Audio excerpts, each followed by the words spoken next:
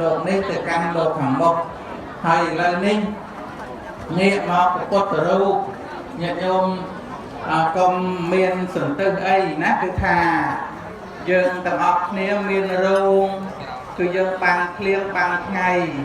ហើយប្រពុតរូបព្រះអង្គនៅពីមុខយើងនេះញាតិញោមឃើញហើយគឺកសាងពីអី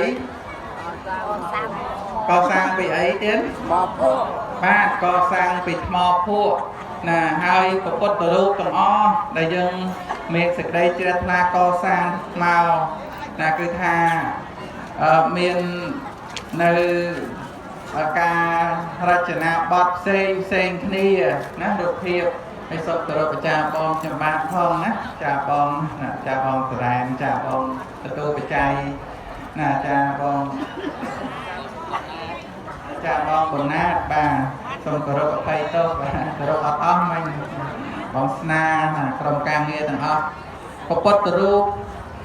ទោះជាកសាងពីអីក៏ដោយញាតិញោមកសាងពីថ្មអីក៏ដោយកសាងពីដែកពីស៊ីម៉ង់កសាងគូជាគំនូទៅតាមជញ្ជាំងក្នុងព្រះវិហារយ៉ាងណាក៏ដោយហើយចាក់ពីកណាត់មានប្រពុតរូបខ្លះចាក់ពីកណាត់ទេញាតិញោមធ្លាប់ឃើញទេបាទហើយយើងយកមកថ្វាយអង្គមបានទេញាតិញោមប្រពុតរូបហ្នឹងមិនចេះតែទៀតញាតិញោមណាឲ្យតែប្រពុតរូបកសាងមកពីអីក៏ដោយឲ្យតែចេញមកជាប្រពុតរូបថ្វាយបង្គំបានទាំងអស់សូមជ្រាបអស់លោក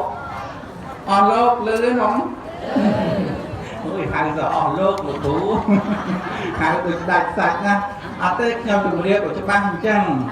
ថាឲ្យតែកសាងចេញមកជាប្រពុតរូបគេធ្វើពីកណាត់ពីរូបអីក៏ដោយពីថង់ផ្លាស្ទិកឬក៏ពីជ័រស្នោអីក៏ដោយឲ្យតែជាប្រពុតរូបថ្វាយ